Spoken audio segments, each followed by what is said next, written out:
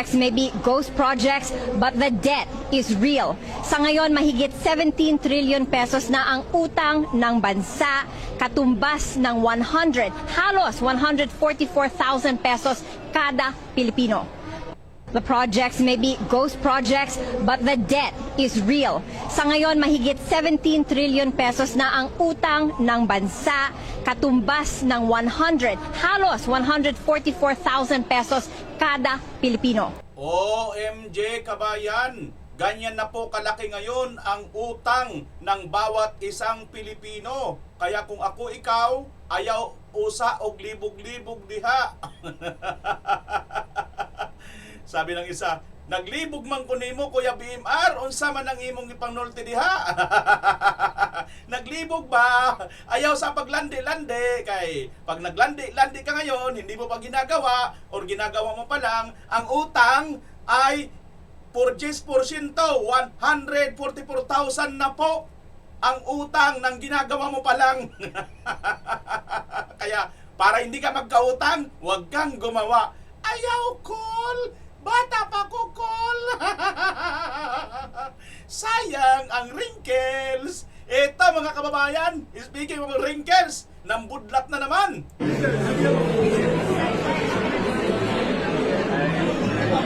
Alaka!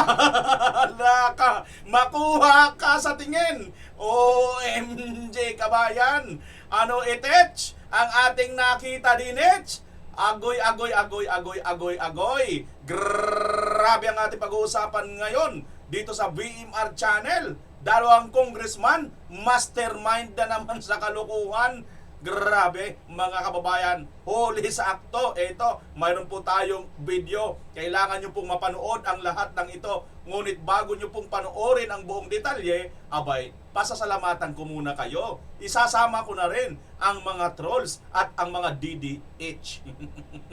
Hindi po sila Duterte Domestic Helpers. Sila po ay Duterte Domestic Haters. Grabe kasi mga kababayan, lahat na lang po napapansin po nito mga DDH na ito. Pero sa kabila ng lahat ng ito, hindi po nila napabagsak ang karma at ang pagkapahiya nitong inyong puon na si Queen Lady of Insertion. Sabi nga ni Partner Buds, Our Lady of Insertion, kabayan, aba, nangurot, kinurot, nangurot, si Baki, si Kukak, hindi pala si Kukak mga kababayan, si Our Lady of Insertion pala, napahiya na naman dito sa pangyayaring ito kabayan, at ito nga pong si Kukak, aba ay nangurot ng isang senadora. OMG kabayan, ano kayang ibig sabihin nito? Aba, iyan po ang ating tatalakayin ngayon. At siyempre, itong si BP Inday, patuloy po nilang nililiglig at patuloy po nilang pinababagsak. Ngunit kabayan, taong bayan at mismo yung nasa taas, sabi nga sa Biblia, ang sino man ang mag-ibig na magpakataas, siyang magpakumbaba, lumagay sa mababa. At ang sino man ang gustong magpakataas, siyang ibabagsak. Yan po ngayon ang nangyayari dito po kay Vice President Inday Sara Duterte. Bagamat noon pa lang may kapasidad na po siya na maging Pangulo at maging pinakamataas, hindi niya po itong tinangnan na kanya na pong pag-aari, sapagkat ako, personal kong pananaw, mukhang hindi pa siya naka-ready at nakahanda nung mga panahon na yon. Kung kaya't ito na siguro, baka ito na yung time kung bakit kailangan niya na po talaga tumindig at panindigan at tanggapin niya na po ang katotohanan na siya po ay itinakda para mamuno sa bansang Pilipinas. Kabayan, maraming salamat din sa inyo ha. Tuloy-tuloy na po tayo sa atin pong pag-uusapan. At pakishare nyo naman at pakilike na rin. Bahala na kayo kung ayaw nyo mag-subscribe. Marami pa pala akong nababasang comment eh. Ayaw nila mag-subscribe. Oo, pero nanonood daw sila. Bahala na kayo, okay lang yan. Pakishare nyo na rin. Oo, kung hindi kayo nag-i-enjoy, okay lang yan. Kung nag-i-enjoy naman kayo, sayang ang wrinkles. Ayaw, cool. Bata pa ko, cool. Ayon, Kolo, gusto mo ba nung ganun nakamuldagat, Kol? Nakabudlat. Alright, Kol. Ano kaya itong pinalabas ni Attorney Harry Roque, saan kaya ito kuha mga kababayan? Oh, tingnan nyo ha.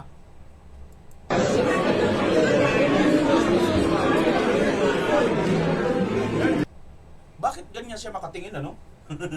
Bakit ganyan siya makatingin?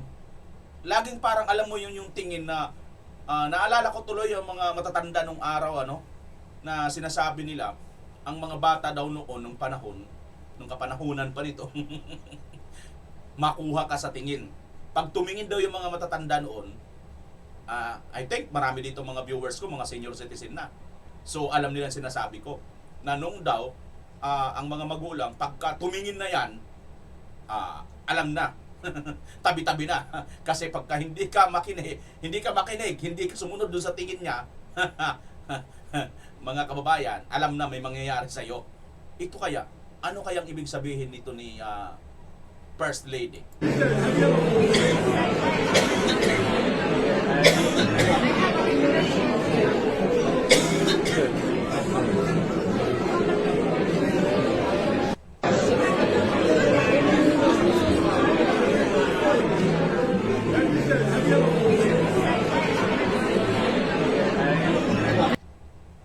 Ayan, kabayan, no?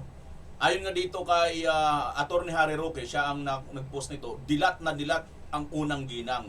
Bakit kaya dilat na dilat itong unang ginang dito, mga kababayan? Ayun, no? Kitang-kita nyo naman, mga kababayan. Hindi naman po natin paninira, video naman siguro. Hindi naman siguro ito AI, ano? At si Attorney Harry Roque po ang nag-post dito. No? Hindi po natin sa sinisiraan, pero ano kaya ang, ano to, mannerism lang talaga niya naman, dilat, no? O talagang mata niya talaga nakadilat, no, mga kababayan? Kasi kung tutuusin, tinan mo, di ba, nakaharap naman siya sa mga tao, pero bakit kailangan niya pang mandilat ng ganyan? O talagang ganito na talagang mata niya? I don't think kung ano ang ibig sabihin niya, na mga kababayan. Huwag niyo pong bigyan ng Malaysia. Pero ito, tingnan nyo nga itong isang larawan na ating pong nakita na kumalat. Gano'n ito katotoo, kabayan? Ito pa isa. Ayan, no? Tila baga itong kamay ni First Lady, parang nakahawak sa kamay ni buntis, mukhang buntis pa rito sa Senator Villar, ano? Hindi pa yata ito nanganak ngayon, ano? Or buntis pa rin. So, ayun, no? Nakahawak, parang may, itong hintuturo, itong hinlalaki niya, parang naka-action na mangurot, ano, mamisil, no? Kasi kung hawak yan, parang hawak kamay, di ba ganito? May naalala ko sa kantang Hawak Kamay. Hawak B daw yun. Hawak B. Batok. Oy, ikaw talaga, grade minded. Huwag kayong ganun, ha? Bawal yun dito. Speedy.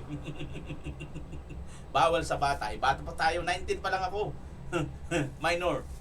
21 yung ano ko legal age. Marami naman mabubuisit dyan. Okay lang yan, mabuisit lang kayo na mabuisit ng mga troll. Inggit lang kayo. Kasi kami mga DDS pala, sorry. Kami mga DDS, kahit anong pambabato, pang-aalipusta sa amin, patuloy lang kami. Kasi po, ang aming sinusuportahan, si BP Inday Sara ay hindi nyo kayang gibain. Ayan mga kababayan, ano masasabi nyo rito sa picture na ito? Edited ba ito? O talagang ganyan lang? Ano masasabi ninyo? Ano bang ginagawa ng kamay na ito na para bagang tila gustong mangurot? Ito talaga si Budlat, oh. Nakabudlat na nga dito yung mata, dilat na nga mukhang mangungurot pa dito, ano mga kababayan?